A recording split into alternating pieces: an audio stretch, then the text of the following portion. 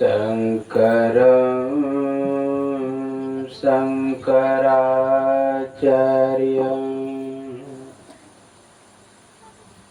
केशवं बादरायणं सूत्रभास्कृतो वन्दे भगवन्तो पुनः पुनः ईश्वरो गुरुरात्मेति मूर्तिभेद विभागिनी व्योमवद्व्याप्तदेहाय दक्षिणामूर्तये नमः। दक्षिणामूर्तये नमः। श्री सद्गुरु महाराज की जय। जितने तादाद में एकत्र हुए हैं उनके अनुसार जो घोष नहीं हुआ, हम लोगों को समर्पित होकर के जो घोष करना चाहिए। जब तक अर्जुन समर्पित नहीं हुआ तब तक गीता का ज्ञान नहीं दिया। आप लोग जानते हैं महाभारत युद्ध होने वाला था और महाभारत युद्ध जब होने वाला तो उस समय वेद व्यास आए धृतराष्ट्र के पास और कहते हैं यदि भी युद्ध को तुम रोक दो। कहा अब इस स्थिति में पहुंच गया कि रोकने के बाद भी नहीं रुकेगा। कहा तब लो दिव्य दृष्टि, अपने कुल खानदान का नाश स्वयं देखो। कहा मैं जन्मांध हूं, मैं पहचान भी नहीं पाऊंगा कि मेरा कौन है और पांडव कौन है। इसलिए यह दिव्य दृष्टि संजय को दे दी ताकि संजय युद्ध भूमि का हाल सुना सके। जब युद्ध होने वाला हुआ तो संजय से पूछते हैं धृतराष्ट्र, धर्म क्षेत्रे कुरुक्षेत्रे संवेताई सभा मामकः पांडवास्य व किम कुर्वत संजय। हे संजय, धर्म भूमि कुरुक्षेत्र में मामका पांडवास्य मेरा और पांडव लोग किम कुर्वत अर्थात क्या कर रहे हैं। तो देख करके संजय कह रहे हैं कि अर्जुन कह रहे हैं मेरे रथ को दोनों सेनाओं के बीच में लेके चले ताकि मैं देख सकूं कि किससे युद्ध करना है। तो सारथी का काम होता है रथी के आज्ञा का पालन करना। आज्ञा पालनार्थ रथ को दोनों सेनाओं के बीच में ले गया। सैन्योर रुभयोर मध्य रथम स्थाप्य में च्युत, दोनों सेनाओं के बीच में ले गए और कहा देखो किससे युद्ध करना है। ज्यों ही देखा ना हाथ से धनुष गिर पड़ा, शरण सते हस्ता, हाथ से धनुष गिर पड़ा, रोम हर्ष जाते सभी रोए कांप गए और रथ के पीछे जाके बैठ गया। एक केशव मैं युद्ध नहीं करूंगा। भगवान कृष्ण कहते कुतस्त्वाकस्मलमिदं विस्मय समुपस्थितम् अनार्य दृष्टमासर्गमा कृति कर्म अर्जुन। हे अर्जुन, असमय तुम्हें मोह कहां से हो गया कि ये मेरा है? किससे तुम युद्ध नहीं करता? किससे मैं युद्ध करूं? पुत्रांश पौत्रांश सखिंस तथा मेरा ही पुत्र पौत्र है, श्याला संबंधित तथा मेरा ही श्याला संबंधी, किससे मैं युद्ध करूं? वही कह रहा समय मोह कहां से ये मेरा है? अर्जुन मैं तुम्हारे पक्ष से इसलिए नहीं हूं कि तुम मेरा मित्र है, तुम्हारे पक्ष में इसलिए हो कि तुम धर्म के पक्ष में हो और मैं धर्म के पक्ष में रहता हूं। उठो और युद्ध करो, ये परंतप उठो और युद्ध करो। इससे क्या लगता है अर्जुन को प्रेरित कर रहे हिंसा करने के लिए, मारने के लिए, यहां तो लग रहा है। अच्छा क्यों कहा जा रहा है? क्योंकि धर्म की स्थापना करना है। सब दिन हम लोग पढ़े कि अहिंसा परमो धर्म, लेकिन यहाँ पर कृष्ण करे उठो और युद्ध करो, अर्थात युद्ध के लिए ललकार रहे हैं, उठो युद्ध कर। अच्छा, गुरुदेव सब दिन प्रचार किए अहिंसा परमो, लेकिन 1962 में जब चीन से युद्ध हो रहा था तो कहा मैं बूढ़ा हूं, मुझे भी सरकार कहे युद्ध करने के लिए जाने के लिए, मैं जाने के लिए तैयार हूं। अहिंसा परमो धर्म ठीक है, धर्म हिंसा तथैव च। अगर धर्म के लिए सब दिन महात्मा गांधी ने अहिंसा का समर्थन किया, 100 में नारा किया था करो या मरो, इससे तो लग रहा है कि हिंसा करने के लिए प्रेरित कर, यानी धर्म की रक्षा के लिए तैयार होना चाहिए। कहा उठो और युद्ध करो। बहुत तर्क वितर्क किया, अंतिम में समर्पित हुए अर्जुन। कार्पण्य दोषो, इससे पहले भी एक बहुत सुंदर तर्क देते हैं भगवान कृष्ण के समीप, एक तर्क देते हैं। गुरु नत्वा हे महानुभाव भुंजीय भोगान रुधिर प्रदिग्ध। हे केशव, हे कमल ने, मैं युद्ध कैसे करूं? आगे तो गुरु खड़े हैं, जिसे मैं बचपन में तात श्री कह के गोद में बैठ जाता था, और वो कहते मैं तेरे तात का तात हूं। विचार करिए कौन है खड़े? भीष्म पितामह जाके, द्रोणाचार्य खड़े, कैसे मैं मारूं इसको? इससे अच्छा तो मैं भिक्षा का अन्न खाना पसंद करूंगा, लेकिन इसके रुधिर से सने हुए धरती का उपभोग करना नहीं चाहता। खतरनाक तर्क है, लेकिन बहुत बात कहा गया, अंतिम में समर्पित हुए। कर्पण्य दोषो पहता स्वभावा पृच्छामि त्वां धर्म सम्मूढ़ चेता यच्छ्रेयस्यान्निश्चितं ब्रूहि तन्मे शिष्यस्तेऽहं साधिमां त्वां परमन्नम्। करुणा से व्याप्त होकर के अर्जुन ने कहा, हे केशव, मैं जीतूंगा कि ये लोग जीतेंगे मुझे नहीं पता, मैं मारूंगा कि ये लोग मारेंगे यह भी मुझे पता नहीं, मैं जीतूंगा कि ये लोग जीतेंगे मुझे कुछ नहीं पता। धर्म से मैं मूढ़ हूँ, मेरे लिए लड़ना ठीक है या ना लड़ना ठीक है, धर्म से मूढ़ हूँ। परीक्षा में तो मैं आपसे पूछता हूँ क्या करना चाहिए। अब हरदी गुर्दी बोल गए, समझते हैं हरदी गुर्दी? एक खेल होता है, बच्चा सब खेलता है, पानी जहाँ रहता है इधर उस पार में विशेष खेलता है, तो 10 बच्चे जमा हो जाते, एक उसमें चोर बनता है, उसका काम होता है कि किसी को पकड़ करके हरदी गुर्दी बोल बना। पानी में खेल होता है, गला पकड़ लेता है, खूब दबाता है पानी में। अब वो तब तक नहीं बोलता है जब तक सामर्थ्य रहता है, शक्ति रहता है, योग्यता क्षमता है, तब तक नहीं बोलता है। पानी में जब दबाता है, सोचता है कि अब तो गया, तब कहता है बाबू हरदी गुर्दी। यहाँ अंतिम में अर्जुन हरदी गुर्दी बोला, जैसे द्रौपदी भी अंतिम में हरदी गुर्दी बोली है, गजेंद्र वो भी अंतिम में हरदी गुर्दी। जब कोई नहीं आता तो श्याम आता है, दुख के दिनों में वो बड़ा काम आता है। आप लोग जानते हैं कि द्रौपदी को बड़ी सभा में खींच करके दुशासन लाए, तो सोचती है किसी के एक पति रहता है तो वह दुर्व्यवहार देखने को नहीं मिलता है, मेरे तो 5 पति है। जब उसके ओर दृष्टिपात के वह सर झुकाए बैठे थे। फिर सोचती है ऐसे की सभा में हूँ, जब तक हाथ में अस्त्र हो तब तक पराजय का मुख ना देखना पड़े। क्या वैसे की सभा में भी ऐसा दुर्व्यवहार देखने को मिलेगा? लेकिन उसके ओर भी दृष्टिपात के वह भी सर झुकाए बैठे। कौन? द्रोणाचार्य। फिर सोचती मैं ऐसे की सभा में हूँ जो इच्छा मृत्यु का कवच पहन करके बैठा, अर्थात भीष्म पितामह। मृत्यु देवता भी आवे ना, वो बैठ करके प्रतीक्षा करे कि कब कहेंगे मुझे लेकर के चले। ऐसे की सभा में क्या ऐसा दुर्व्यवहार देखने को मिलेगा? लेकिन उसके ओर भी दृष्टिपात की वह भी सर झुकाए बैठे थे। सोचती है अंतिम में मैं छत्रानी हूँ, मैं अपना रक्षा स्वयं कर सकती हूँ, जोर से सारी को पकड़े, लेकिन एक भी न चले।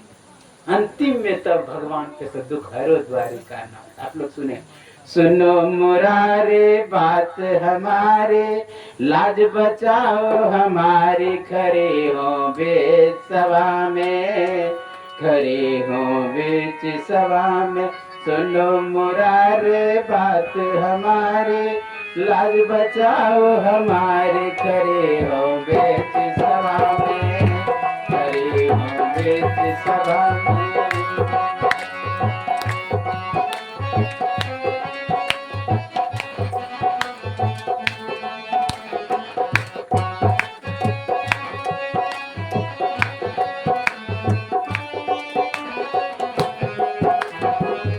मुरारे बात हमारी, लाज बचाओ हमारी, खड़े हो बीच सभा में, खड़े हो बीच सभा में।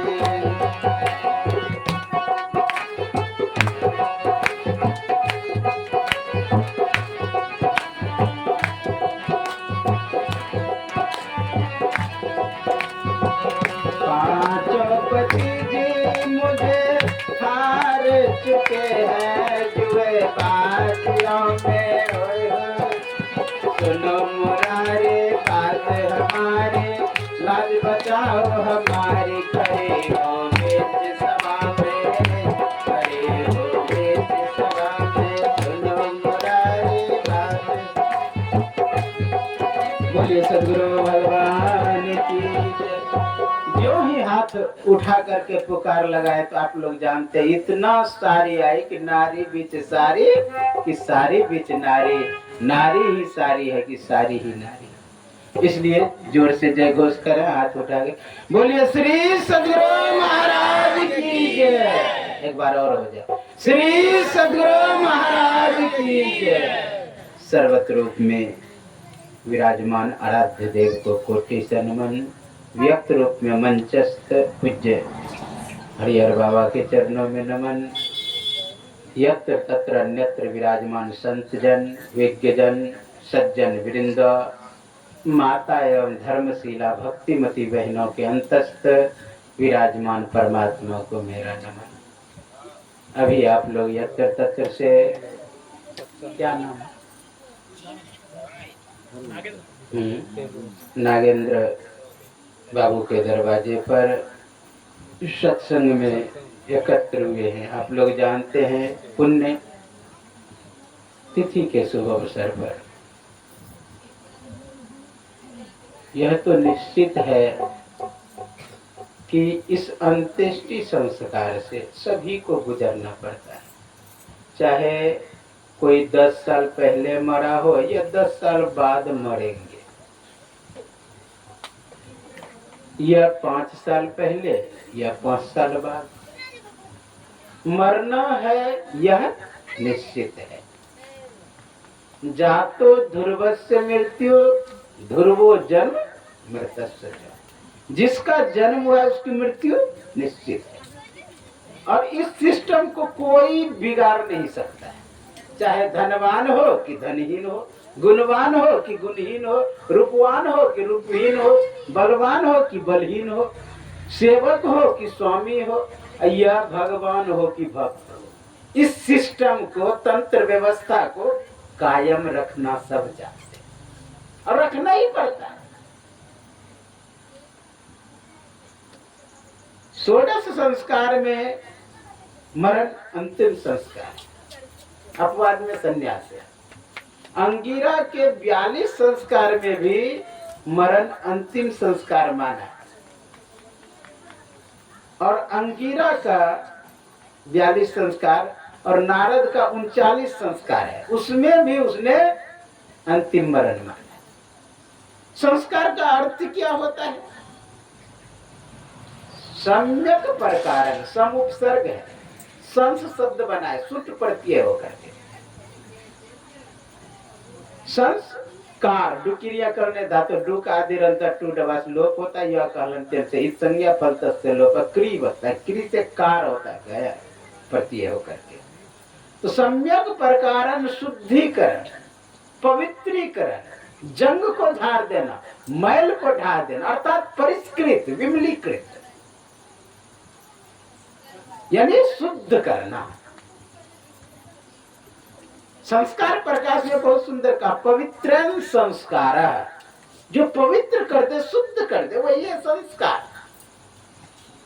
एक और अर्थ करते हैं व्यासदेव, योग्यताम संस्कार, जो योग्य बना दे वो है संस्कार।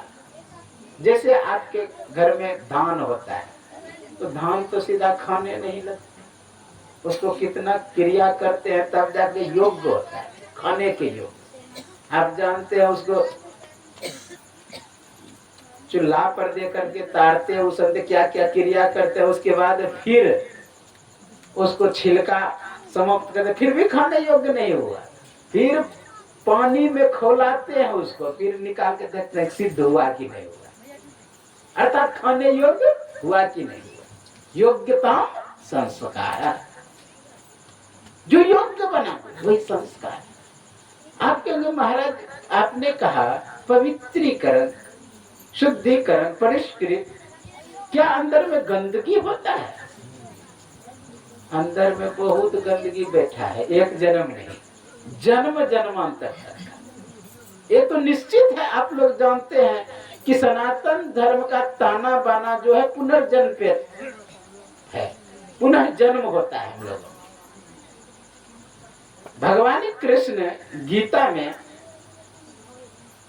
बहुत सुंदर कहते हैं, हे अर्जुन, मैं जो तुम्हें ज्ञान दे रहा हूँ, पहले मैं सूर्य को दिया था, सूर्य इक्ष्वाकु को धीरे धीरे परंपरा में आया, एवं परंपरा प्राप्त निम्मम राज ऋषियों में दी स्वकाल नेह महता योगो नष्ट परम तप। हे परम तप अर्जुन, यह ज्ञान में सूर्य को धीरे धीरे परंपरा में आके लोप हो गया, वही ज्ञान मैं तुम्हें दे रहा हूँ। तो अर्जुन कम तार्किक नहीं थे, कहते गजब बात करते हैं महाराज आप, मैं जानता हूँ आप देवकी के पुत्र हैं, वसुदेव आपके पिता हैं, नंद बाबा के यहाँ खेले कूदे और यशोदा मैया का दुलार प्यार पाए, लेकिन कब? अपरम भवत जन्म, आपका जन्म अभी हुआ है, अपरम जन्म विवस्वान, विवस्वान का जन्म, सूर्य का जन्म हजारों वर्ष पहले, लेकिन कथमे तद भी जानी है, मैं कैसे जानूं कि आपने ही यह ज्ञान सूर्य को दिया था।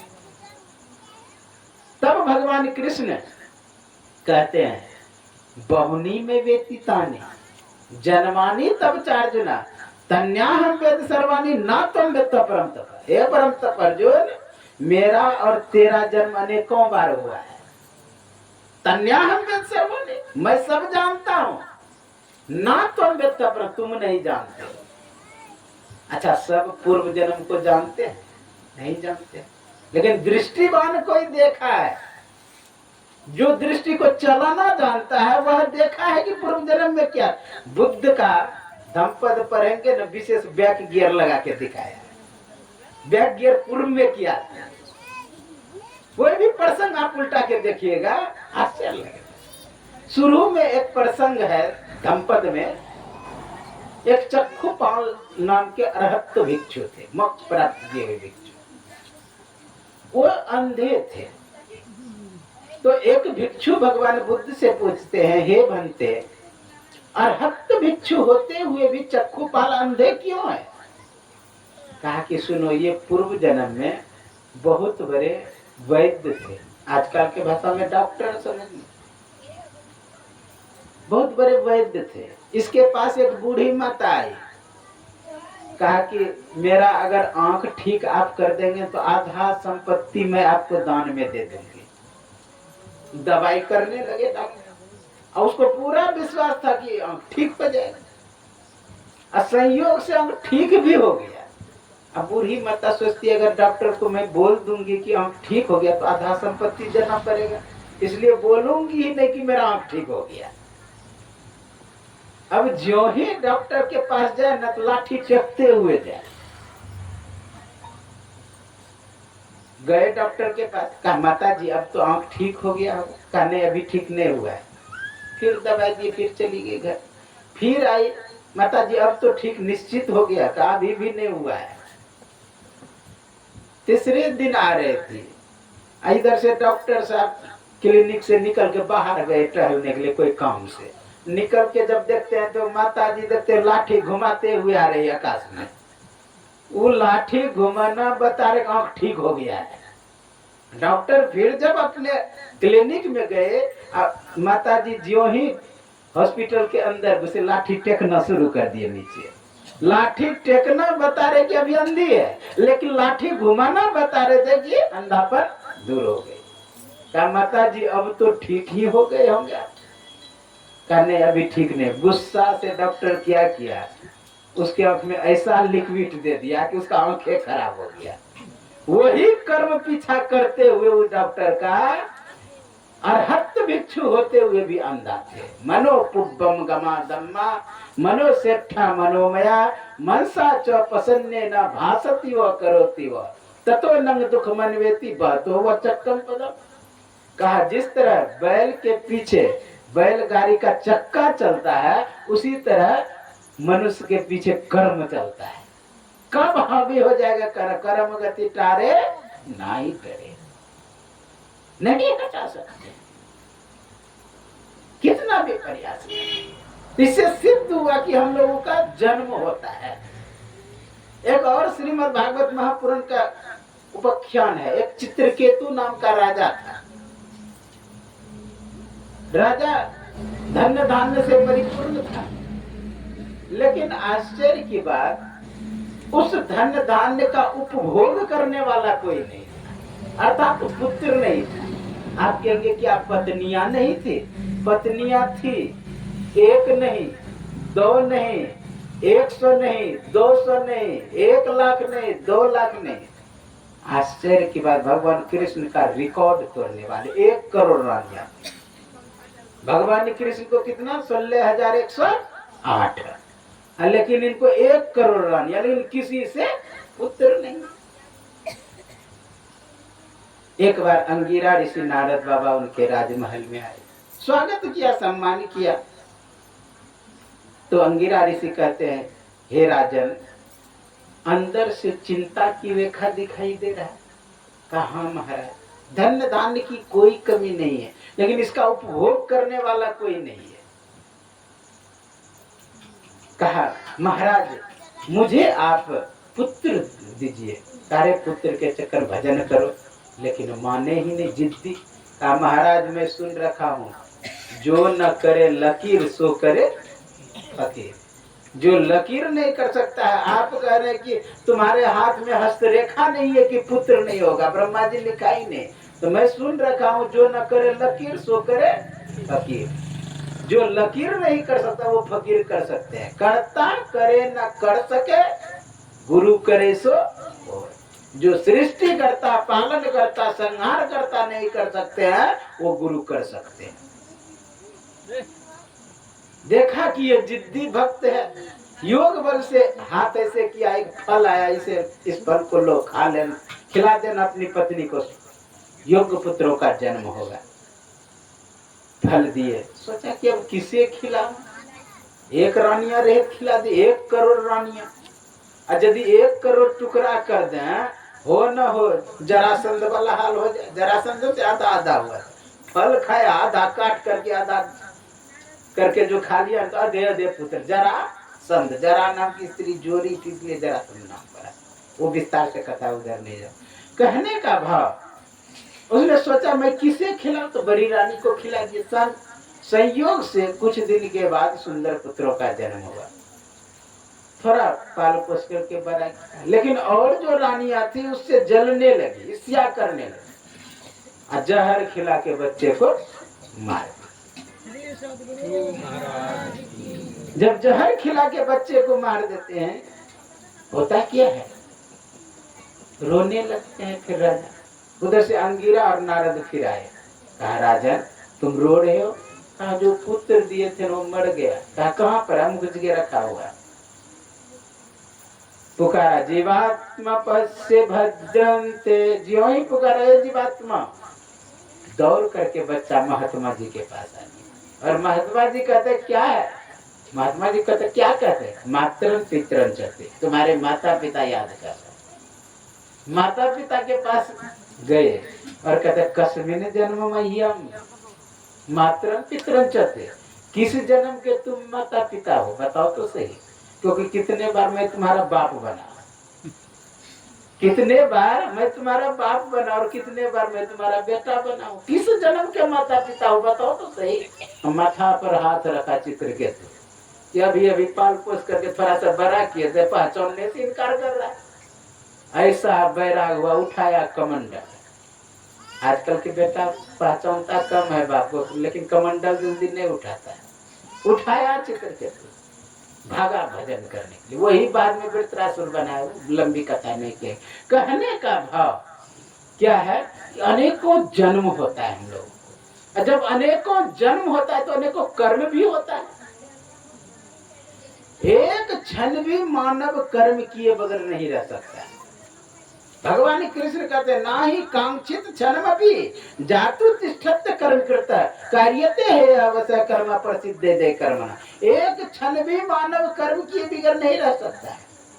अगर बक बक बोलना कर्म है ना, मौन रहना भी कर्म ही है।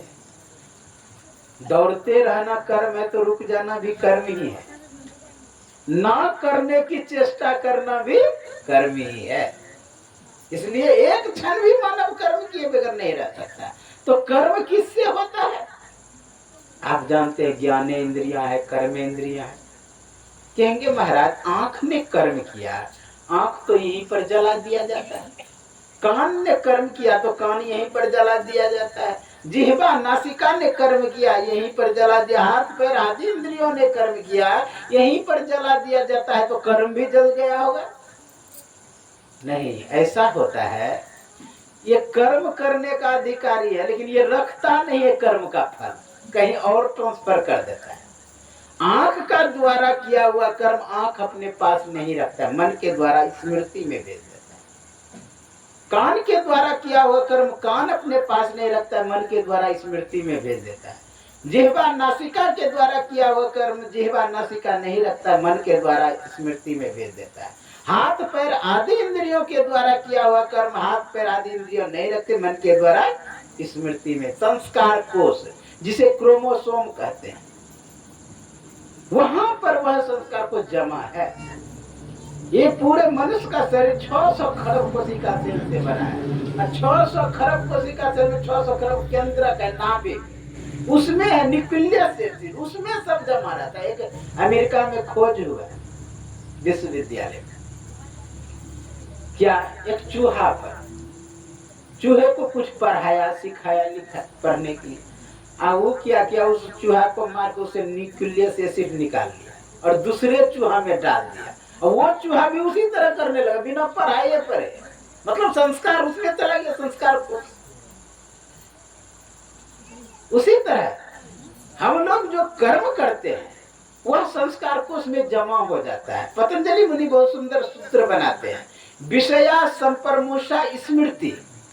विषयों को जो छुपा के रख ले वही है स्मृति। उदाहरण किसका दिया? चूहा का। विषया संपरमुषा, मूषा यानी चूहा। चूहा तो आप खेत में देखो जहां धान या गेहूं का खेती होती है, गेहूं कट गया, लेकिन जहां पर चूहा लगा है वहां पर मैं देखा एक व्यक्ति आया, मिट्टी हटा के कोरना शुरू किया, और जब कोराई किया ना अंदर से इतना इतना गेहूं निकले। शीशा ऊपर वाला भाग जो होता है, जो जिसमें गेहूं फलता है, वो शीशा काट काट के चूहा अंदर में घुसा के रख लिया है कि भविष्य में खाएंगे। उसी तरह ये विषया संपरमोषा, इसमें विषयों को जो छुपा के रख ले वही है स्मृति।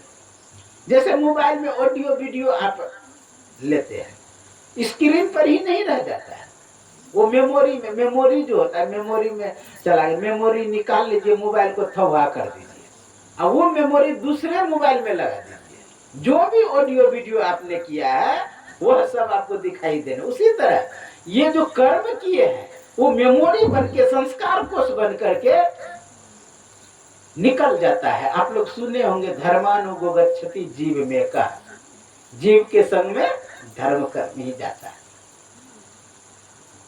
चला जाता है वो साथ में। एक व्यक्ति को मिर्गी लगता था तो डॉक्टर के पास ले गए। डॉक्टर के पास जब ले गया तो मशीन में घुसाया, स्कैन जो माथा करता है, हाँ, उस मशीन में घुसाया और उसी में उसको हार्ट अटैक आ गया, मर गया। लेकिन आश्चर्य ये देखा डॉक्टर ने कि कुछ सेकंड के लिए, यानी 30 सेकंड या 40 सेकंड के लिए दिमाग बहुत सक्रिय हो गया उसका सोच था कि धीरे धीरे शांत हो जाना चाहिए, लेकिन स्पीड से और दिमाग काम करने लगा। उसने रिसर्च किया, पता नहीं बात किया है। जो व्यक्ति मर करके जीवित हुआ था, जैसे 2 मिनट के लिए मर गया, 1 मिनट के लिए मर गया, उस व्यक्ति के पास गया कि आपको कैसा लगा जिस समय मर गए थे।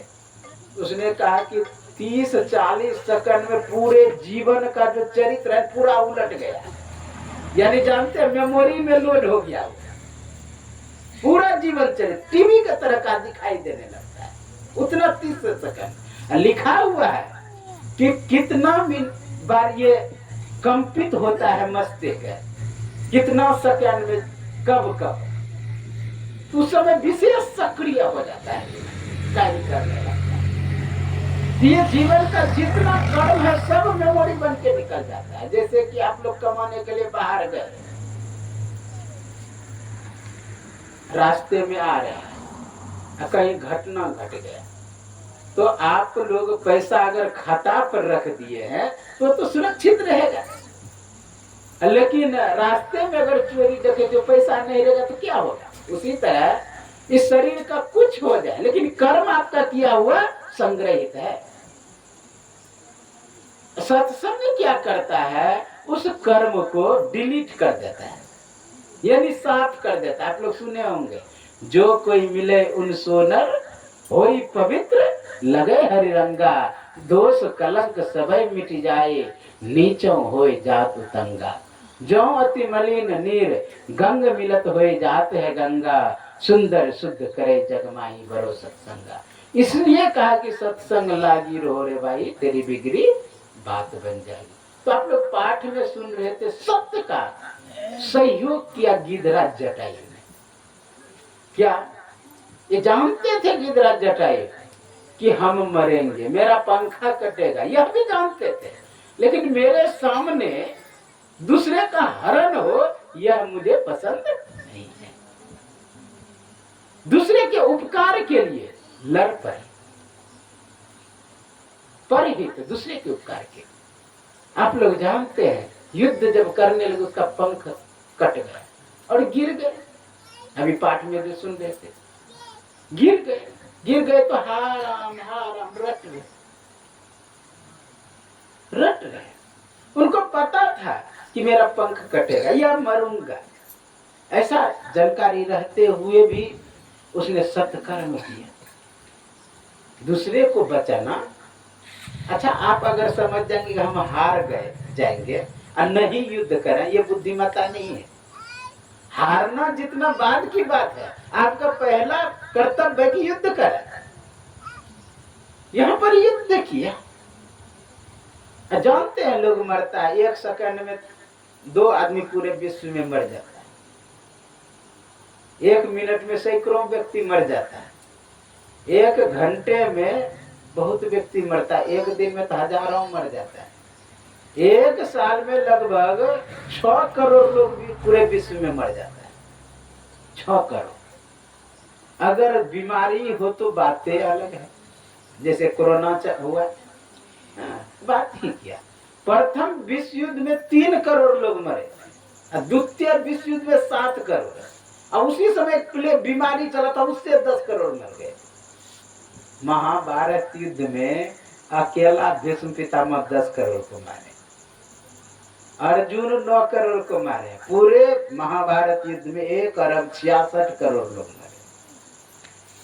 मरना तो है, सबको मरना है। आप लोग जानते होंगे, जर्मन का एक शासक था हिटलर, 1 लाख आदमी को रोज मारता था। मरना है, उनको भी पता था गिद्धराज जटायु मरना है, लेकिन हम अपना कर्तव्य कैसे छोड़ दें? हम अपना कर्तव्य नहीं छोड़ सकते, इसलिए युद्ध किया, और युद्ध करने के क्रम पंख कट गया, गिर गया, आराम करते हुए। नीचे गिर पड़ा आंख बंद करके। किसी ने कहा ये कौन सा बुद्धिमता है? अरे कम से कम पंख रहता तो राम को जाकर के कहते कि आपकी पत्नी का हरण हुआ है। लेकिन उसके पक्ष से कभी कहते हैं कि निर्बल के बलराम। मेरे पास बल था तो मेरा कर्तव्य था कि राम के पास जाए, लेकिन मेरे पास अब बल नहीं है तो उसका कर्तव्य है वो मेरे पास आवे। मुझे पता नहीं वो कहाँ रहते कहाँ है, लेकिन उसे तो पता है मैं कहाँ हूं।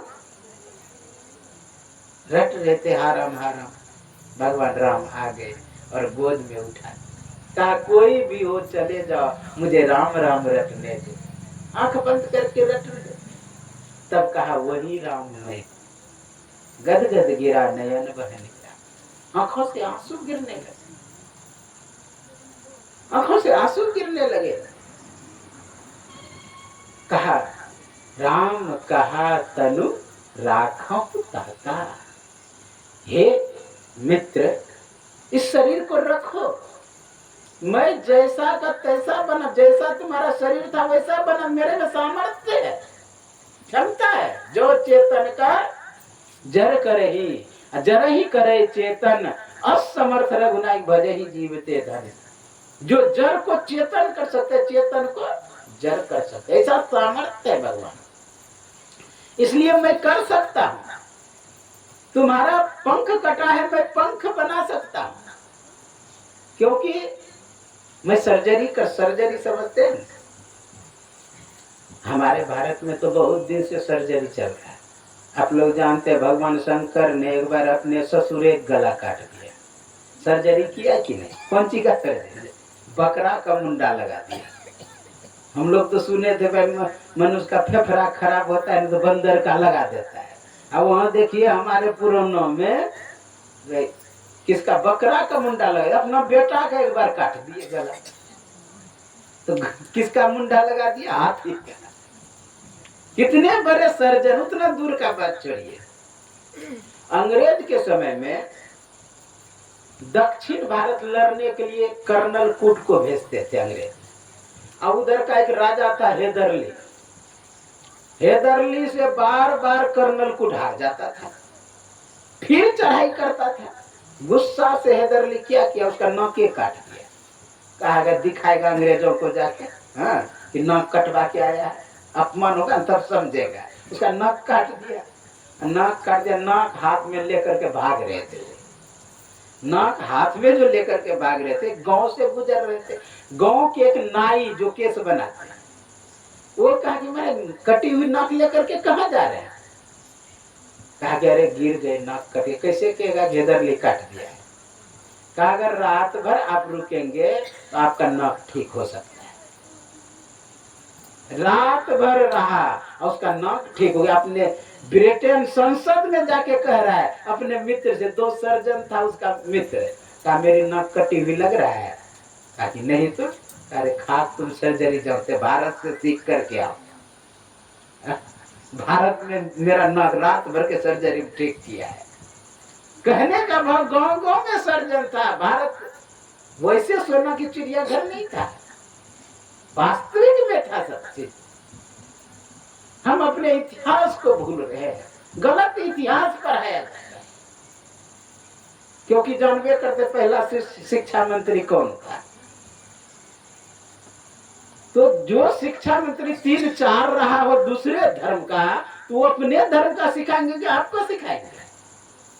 पलासी का युद्ध, पलासी में युद्ध हुआ ही नहीं पहले। आप लोग जानते हैं पलासी में युद्ध सिरोजोतौला का जो सेनापति मीर जाफर था और रॉबर्ट क्लाइव, लेकिन हुआ नहीं। वहां पर लिखा हुआ 18,000 सैनिक हम लोग पढ़े हैं। दस्तावेज इंडिया लाइब्रेरी में 36,000 सैनिक मीर जाफर का था। 300 सैनिक मात्र था रॉबर्ट क्लाइव। वहां पर मीर जाफर मिल गया है। विस्तार से हुआ है, हम कहना नहीं चाहती इतिहास की ओर। कहने का भाव हमारे पास सब चीज था, केवल छल कपट से उसने जीता। जैसे आप लोग को पूछा जाए कि हवाई जहाज का आविष्कार किसने किया, तुरंत कहेंगे राइट ब्रदर। लेकिन राइट ब्रदर ने नहीं किया, हमारा जानते हैं दलपति जी महाराज, बम्बई में उसने बना के बिना पायलट के उड़ा के दिखाया था। कहा मेरे पास पैसा नहीं है, हाँ? चाहूं तो ऐसा हजारों बना सकता। उसी समय रॉबर्ट कलाउ का कंपनी आया था, कहा मुझे दे दीजिए डिजाइन, हाँ मैं बनाऊं, बस अपने नाम से पेटेंट करा। भरद्वाज संहिता है, उसमें 500 कैटेगरी जहाज बनाने का लिखा हुआ। आप लोग जानते हैं कि सूर्य और पृथ्वी का दूरी आइंस्टीन किसने बताया? लेकिन हमारे एक हुआ आर्यभट्ट, उसने पहले बता दिया, हजारों वर्ष पहले। पूरा एक रेत जितना है उतना ही, अभी इधर उधर नहीं कर पाया है। कितना दूरी है, कितना 15,000 किलोमीटर, ठीक वही है जो वो बता दिए। सूर्य एक जगह स्थिर है, यह भी पहले बता। पृथ्वी घूमती है, यह भी पहले बता। लेकिन हम लोग दूसरे को पढ़ते हैं, क्योंकि इतिहास ही वही पढ़ाया गया।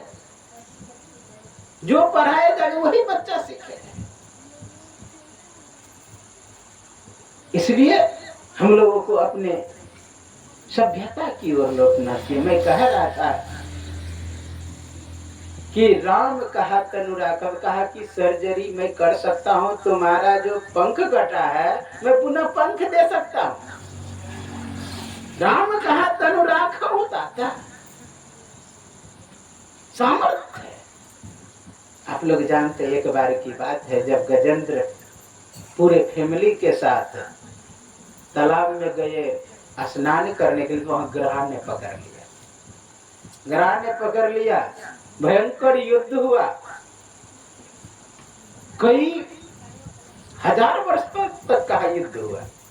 कभी खींच करके गजेंद्र अंदर की ओर ले, बाहर की ओर ले आता है, कभी ग्रह पकड़ के अंदर की ओर ले जाता। धीरे धीरे पूरा शरीर डूबने लगा। सूर बचा, ज्यों ही सूर बचा, उससे फूल उठा करके कहा दुख हरो हरि। दुख के हरण करने वाले को हरि कहते हैं। ज्यों ही फूल पे फेंका, पुकार में देर था, भगवान को आने में देर नहीं था। किसी ने कहा इतना जल्दी कहाँ जा रहे हैं? भगवान जब बचाने के लिए दौड़े तो कहा गौ बोला था कहाँ? वैकुंठ में। जो बोला गज के पास। हाँ बोला वैकुंठ में, थी बोला हाथी के पास आकर। तेजी से जब भाग रहे थे, मैया कहते कम से कम पीताम्बर तो ले लीजिए। वो हर बर में हो गया गड़बड़। क्या? पीताम्बरी न उठा के मैया अपना साड़िये पकड़ा दिए। जब भगवान खींचे जोर से, पीछे से आ रहे थे गरुड़, कम से कम महाराज सवारी तो कर लीजिए। चंगुल गया उसका फंस साड़ी में, जोर से जो खींचे कंधे पर आकर बैठ गए गरुड़। का सब दिन तू मुझे ढोता है, आज मैं तुझे ढो रहा हूं। इसलिए देखेंगे जिस समय भगवान गए हैं ग्रह गजेंद्र के पास, उस समय पीताम्बर नहीं नीलांबर है, फोटो में देखेंगे। तो कहने का बाद दौड़ के गए, वहां गए तो पैर की ओर हाथ बढ़ाए कि माफ कर दीजिए विलंब हुआ। कहा अच्छा प्रभु, पहले नाम पुकारा गजेंद्र ने, लेकिन ग्रह का उद्धार क्यों किए? कहा जो मेरा नाम लेता है ना, जो मेरा भक्त होता है, मैं तो उसका उद्धार करता ही हूँ। लेकिन मेरे भक्त का जो चरण पकड़ता है उसका मैं पहले उद्धार करता हूँ। पांव पकड़े बिनु गति नहीं, पांव पकड़े तब चैन, कहे कबीर विचार के पांव पकड़ो दिन रैन। इसलिए सामर्थ्य है।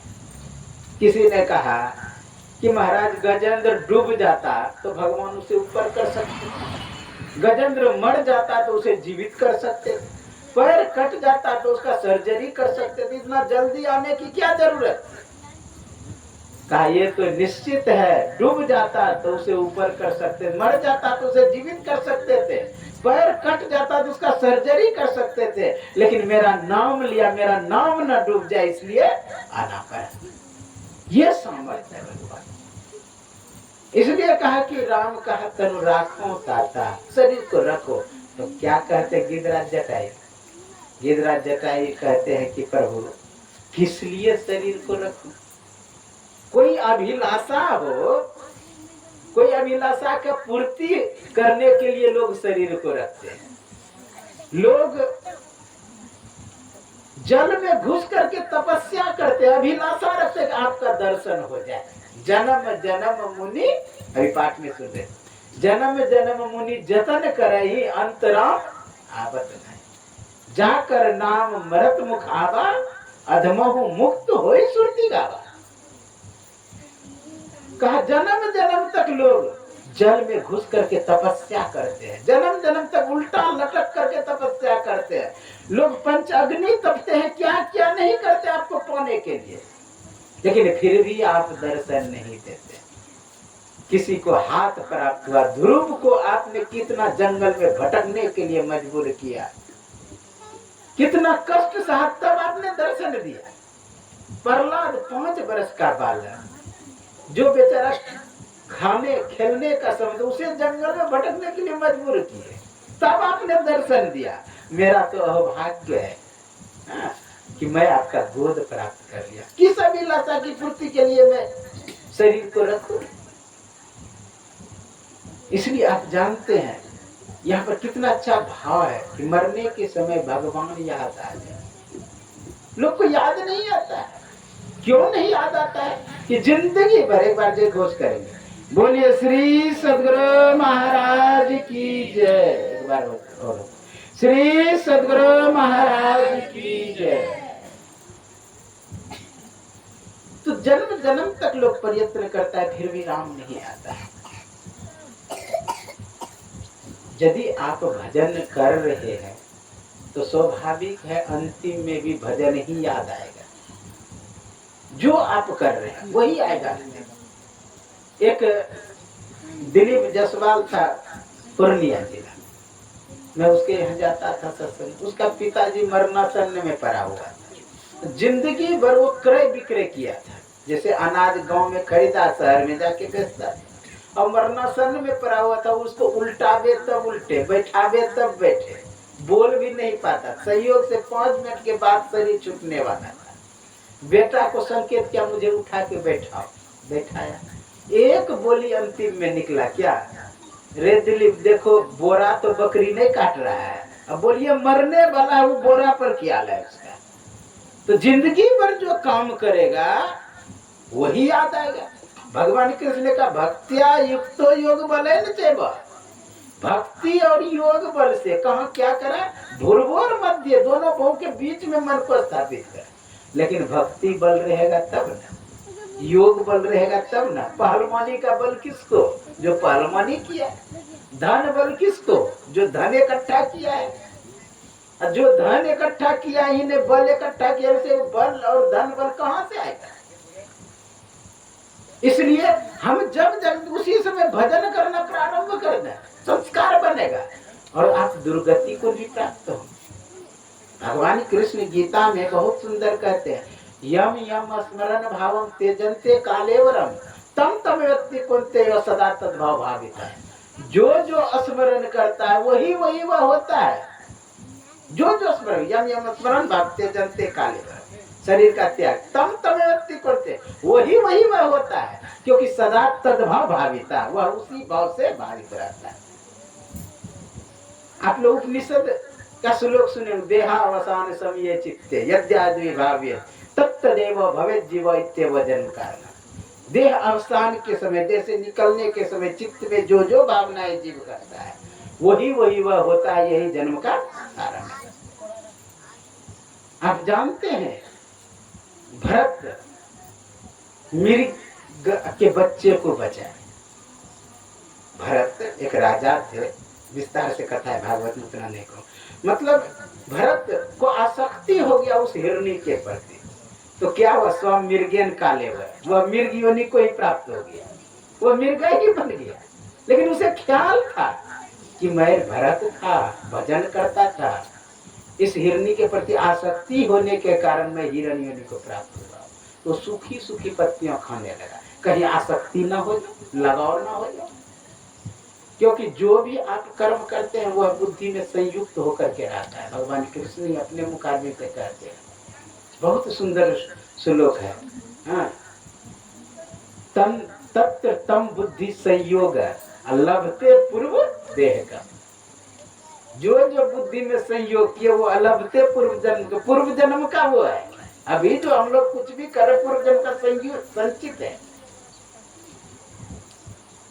पूर्व अभ्यासन तेने व हिरियते ही अवसोपी व। पूर्व में जो जो कर्म वो कर्षण करके अगले जन्म में मिलता है। भगवान कृष्ण कहते हैं, बहुत सुंदर प्रश्न करते हैं अर्जुन भगवान कृष्ण से, हे केशव, हे कमल नयन, आप यह बतावें जो भजन किया, भक्ति किया, किसी कारणवश वह भ्रष्ट हो गया तो क्या नष्ट भ्रष्ट पूरे तो नहीं हो जाएगा? क्या बादल के तरह छिन्न भिन्न तो नहीं हो जाएगा? कच्चिन्नो भय भ्रष्ट छिन्नो भरविमनस्यति। भगवान कृष्ण कहते कि नहीं नहीं, ऐसा नहीं होता है।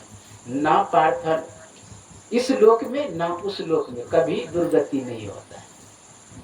कहा होता क्या? कहा प्राप्त पुण्य करता हूं लोग, वो पुण्य लोक में जाकर के जन्म जाता है। प्राप्त पुण्य कृतां लोकां। अच्छा, पुण्य लोक किसे कहेंगे? आप कहे सुने होंगे कि स्वर्ग को कहते हैं पुण्य लोक, लेकिन यहाँ पर शब्द लगाया है लोकान, बहुवचन। लोकान जो बहुवचन, इसका मतलब अनेकों स्वर्ग है। या नहीं तो ब्रह्मा के लोक को भी स्वर्ग लोक ही कहा जाएगा, या शिव के लोक को भी स्वर्ग लोक ही कहा जाएगा, अर्थात पुण्य लोक। क्योंकि लोकान सब लगाया गया। प्राप्त पुण्य कृतान लोकान अनुसित्य शाश्वती मत, शाश्वती समा। कहा वहां पर बहुत दिन रहेंगे। आप कहेंगे महाराज बहुत दिन शब्द कैसे? शाश्वती का मतलब होता है सब दिन, लेकिन बहुत दिन आप बोले। देखिए बहुत दिन इसलिए लगा है कि स्वर्ग ही सब दिन रहने वाला नहीं है। स्वर्ग ही सब दिन रहने वाला नहीं तो वहां रहेगा कैसे लोग? इसलिए बहुत दिन। यह ब्रह्मा का लोक भी सब दिन रही रहने वाला है, शिव का लोक भी सभी दिन रहने वाला नहीं है। इसलिए शाश्वती मतलब बहुत दिन, शाश्वती समय। और क्या वो सुचिना श्रीमतांग यो भ्रष्ट भी जाते। बहुत सुंदर कृष्ण ने कहा कि सुचिना शुद्ध व्यक्ति के यहाँ जन्म लेते। श्रीमताम, श्री किसको कहते हैं? लक्ष्मी को। लक्ष्मी यानी धन। श्रीमताम ये है यानी धनवान के यहाँ जन्म लेंगे। कहेंगे महाराज धनवान क्या भक्ति करता है? हाँ, जो भक्ति करता है उसके सुचिना लगाया एक शब्द, सुचिना यानी शुद्ध व्यक्ति के। और श्रीमताम धनवानों के। जैसे आप जानते हैं मुकेश अंबानी है। मुकेश अंबानी के बेटा का शादी था और उसकी पत्नी जो हार पहनी थी 500 करोड़ का, और उसका बेटा जो कोट पहना था 200 करोड़ का। विचार करिए कितना पैसा। अब फिर भी अपनी सभ्यता को नहीं भूला। मैं ये कहना चाह रहा, क्या चारों शंकराचार्य को बुलाया और उसका पोता जो छोटा था वो सो करके प्रणाम करता था। कभी डीजे उजे नहीं बजने दिया शादी में। विचार करिए, सब धार्मिक फोटो कहीं अंट संट नहीं लगने दिया, सब धार्मिक फोटो लगा। ये हुआ सुचिना श्रीमताम के योग वरिष्ठ भी जाएंगे, अथवा योगी न हो, अथवा योगियों के घर में जन्म लेंगे। हम लोग बचपन में पढ़ते थे, प्रश्न आता था, ऊपर में प्रश्न आया फिर नीचे अथवा लिखा रहता था, उसका नहीं तो इसका उत्तर दे। नहीं अगर प्राप्त पुण्य कृतम लोकानुसित शाश्वती समा, तो अथवा योगी नाम, अथवा योगियों के घर में जन्म लेंगे और भजन करके मुक्ति को उपलब्ध होंगे। इसलिए हम लोगों को चाहिए कि भजन करना प्रारंभ कर दें। ये आत्मा आप लोगों को पता है, न मरता है न कटता है। हाँ, सभी दिन सुने हैं, नैनम चिंतन सहस्राणि नैनम दहति पाप का नश्चैनम करज्यते पुनः स्वसति मारुता अछद्यो या मदायो या कलद्यो सोत्यो। का यह आत्मा मरता कटता नहीं, अग्नि उसे सुख जला नहीं सकते, हवा उसे सुखा नहीं सकती, पानी उसे गीला नहीं कर सकता। ऐसा कह रहे आत्मा के पीछे। तो आत्मा होता क्या? बहुत सुंदर का वसांस जीर्णानि यथा विहाय नवानि गहनाति नरो प्राणी तथा शरीरानि विहाय जीर्णा नन्याति संयाति नवानि देहि। जिस तरह पुराने वस्त्र त्याग करके नया वस्त्र धारण करते हैं, उसी तरह पुराने शरीर को त्याग करके यह जीवात्मा नया शरीर धारण करता है।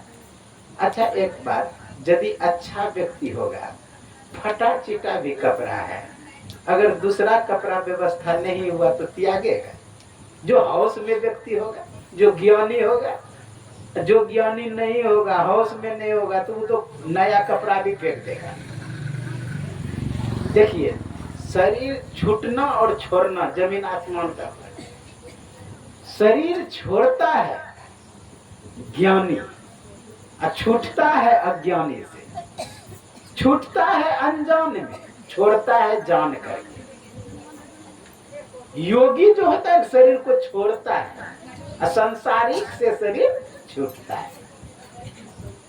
अच्छा, शंकराचार्य का नाम सुने हैं?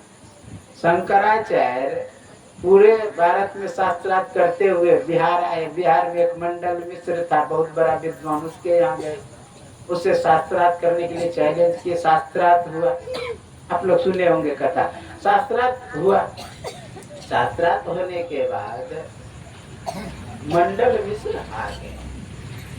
मंडल मिश्र जब हार गए तो उसकी पत्नी ने कहा कि आपकी पूर्ण जीत नहीं मानी जाएगी। कहा क्यों? कहा इसलिए अर्धांगिनी में आधे अंक का मालिक मैं, आप मुझे हराएंगे तब आपकी पूर्ण जीत मानी जाएगी। कहा हे माते प्रश्न करो। ऐसा प्रश्न की माता कि शंकराचार्य भचक्का रह गए। कहा माता कुछ दिन का समय मुझे चाहिए। जानते हैं उसने क्या किया? अपना शरीर शिष्यों के संरक्षण में छोड़ दिया। कहा कि शरीर का रक्षा करना। दूसरे राजा का शरीर छूटा था, उसके शरीर में घुस गया। उसके शरीर में जब घुस गया, राजा जीवित हो गया। अब लोगों को खुशी हुआ। दुख तब हुआ रानी को जब घोड़े सुबह उठे ना वो राजा साहब, तो पूजा पाठ करने लगा, श्लोक पाठ करने लगा। और उसका राजा कभी श्लोक पाठ नहीं करता था, न जानता था। समझ गया कि मेरा पति नहीं है। तब पता लगा किसी महत्व कहा इसमें दूसरे की आत्मा आया है, कोई योगी। कहा आया है तो रहे। उसने घोषणा किया जितना शरीर रखा हुआ तो सबको जला दो। ज्यों ही घोषणा किया उस शरीर से निकल के पुनः अपने शरीर में आ गया। कहने का भाव किया है, योगी जो होते शरीर को बदल सकता है, लेकिन संसारिक से शरीर छूटता है। अच्छा, अगर आप मालिक हैं तो कोई भी कपड़ा पहन सकते हैं। अगर मालिक नहीं है, नौकर है, तो आप जानते हैं राजा के दरबार में बहुत ढंग के व्यक्ति होते हैं, मंत्री होते हैं, द्वारपाल होते हैं, मेस्तर होते हैं। तो वही कपड़ा निकाल के देंगे जो जिस योग्य है, वो परमात्मा निकाल के देगा। जिन मालिक हो जाए तो अपने से पहनेंगे कपड़ा, कौन पहनना। इसलिए मालिक बनने का प्रयास करेंगे तो अपना परम कल्याण हो जाएगा। इसलिए हम लोगों को चाहिए कि अंतः साधना जो गुरु महाराज बताए हैं उसी युक्ति से आगे की ओर बढ़ना होगा। अभी आप लोग सुन रहे थे, दिन बीतत जावे आयु खुटावे भजो भजो प्रभु। दिन बीतते जा रहा है, आयु समाप्त होते जा रही है। यह न समझे कि हम 10 बरस का हो गए तो 10 बरस बढ़ गए और 10 बरस घट गए। 20 बरस का हो गया तो यह न समझे कि हम 20 बरस बड़े हो गए और 20 बरस घट गए। इस दिन बीतते जा रहा है। राजा परीक्षित को तो 7 दिन का साप लगा था। इति लंघित मर्यादम तक्षके सप्तमी है। सांप नहीं, उसके लिए आशीर्वाद था, क्योंकि 7 दिन के लिए निश्चित हो गया कि वो जीवित रहेंगे। लेकिन हम लोगों को पता है क्षण क्षण पल पल समय सिरावे नरतन दुर्लभ फिर नहीं पाए। क्षण क्षण का पता नहीं कि गया सांप वापस आएगा कि नहीं आएगा, कहना मुश्किल। और उसको 7 दिन निश्चित हो गया, इसलिए उसे आशीर्वाद में श्राप लगा। श्राप तो हम लोगों को लिए लगा है, सोमवार को मरिए कि मंगल को, 7 दिन में मरना है। इसलिए होशियारी नहीं विषय, सावधान रहे और भगवान का भजन करें। जो भेद दिए हैं गुरु महाराज, ऐसा आपको ज्ञान मिलेगा नहीं कहीं पर। पूरी तरह मुस्तैदी के साथ मानस जप, मानस ध्यान, दृष्टि योग, नादानुसंधान, इसको करते रहेंगे तो अपना परम कल्याण होगा। आप लोग जानते हैं देहावसान पर ये सत्संग है, पुण्य स्मृति दिवस पर। ये निश्चित है कि जिसके निमित्त से सत्संग किया जाता है उस पर प्रभाव पड़ता है। जिसके निमित्त से, यहाँ तक कि सजीव पर तो प्रभाव पड़ता है, निर्जीव पर भी पड़ता है। ये विचार तरंग का इतना आप हिप्नोटिज्म के पुस्तक में पढ़ेंगे ना, तो निर्जीव को भी आप यहाँ से देख करके उल्टा सकते, गिरा सकते, चांद तारे सब चला सकते। आपने सम्मोहन नाम सुने? मोहन, मोहन कृष्ण को क्यों कहता है? क्योंकि जिन्होंने नचाया था ब्रह्मांड सारा, अब हम उसे नचाया करें। ब्रह्मांड को नचाने की क्षमता किससे? यह आंखों में शक्ति है, विचार तरंग में शक्ति है। अच्छा, आप लोग जानते हैं, आपके पास मोबाइल है, कोई आपको मैसेज भेजा, आपका डाटा अगर ऑन है, मतलब बंद किया हुआ है, तो कोई मैसेज नहीं घुसेगा। जो ही आप खोले तुरंत घुसना शुरू होगा। उसी तरह हम जो मान लीजिए सत्संग का जो विचार धर्म उसके निमित्त से छोड़ा गया, अगर किसी कारण से उसका मन धर्म की ओर नहीं भी रहेगा ना, वो समझिए उसके सब आसपास संग्रहित हो रहा है, घूम रहा है, आसपास तरंग घूम रहा है। जो ही थोड़ा सा भी सात्विक बुद्धि आएगा, क्यों सत्वगुण रजोगुण तमोगुण तीनों गुण घूमते रहता है, जो ही सत्वगुण होगा तुरंत वह शब्द प्रभाव कर देगा। विचार तरंग में इतनी शक्ति होता है कि किसी को भी परिवर्तन बदल सकता। आप लोग सुनेंगे पांडव जो थे वो जुआ खेलने माहिर थे, कौरव थे, तो दोनों तरफ खेला जा रहा था।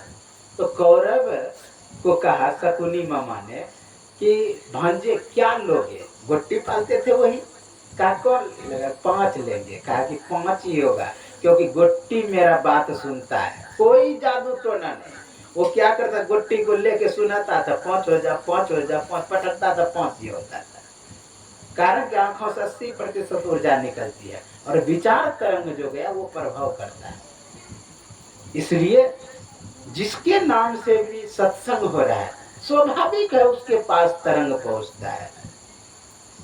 इसके विषय विस्तार से कहते, लेकिन समय नहीं है कि कैसे विचार तरंग पहुंचता है, कैसे प्रभाव वस्तु पर करता है। हाँ, पूरा व्याख्या है इसका, हम वैसा नहीं कहना चाहते। कहने का भाव, जिस जीवात्मा के प्रति यह सत्संग हो रहा है, स्वाभाविक उसका कल्याण होगा। सत्संग का गुण ही है कि उसका परिवर्तन करना, बदलाव करना। एक ही बार में सबरी को जानते हैं, राजकुमारी में प्रमोशन हो गया। नारद का कितना प्रमोशन हुआ, दासी के नारद, हिरणी से श्रृंगी, अंडा से वृंदा सुखदेव जी का आता है, कोल्हंडू से वाल्मीकि, मत्स्यगंधा से व्यास, सुद्रीनी से भरद्वाज, महिमा लखा, कहे कवि के शब्दास कहाँ लो रो बखान। सत्संग के प्रभाव से ब्राह्मण पद सबका प्रमोशन हुआ है, सत्संग में गुण है। इसलिए सत्संग लागी रो रे भाई, तेरी बिगड़ी बात बन जाई। मैं गुरुदेव से फिर भी प्रार्थना करता हुआ जीवात्मा जहाँ भी हो उनको शांति हो, थोड़ी देर उनके नाम से ध्यान करना। बोलिए श्री सद्गुरु महाराज की जय।